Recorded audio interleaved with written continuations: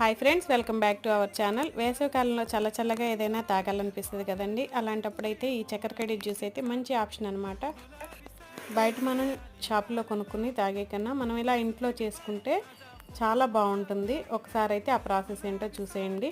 ఒక 3 చక్కెరకేళిలు తీసుకున్నాను. నేను ఇక్కడ ఇద్దరికైతే చేస్తున్నాను. 3 చక్కెరకేళిలు తీసుకుని అందులో అయితే కొన్ని ఐస్ క్యూబ్స్ వేయండి. ఐస్ క్యూబ్స్ పడిన వాళ్ళైతే అవి స్కిప్ చేసేయండి. పాలు పోయాలి. అది పచ్చి పాలైనా పర్లేదు, కాచిన పాలైనా పర్లేదు.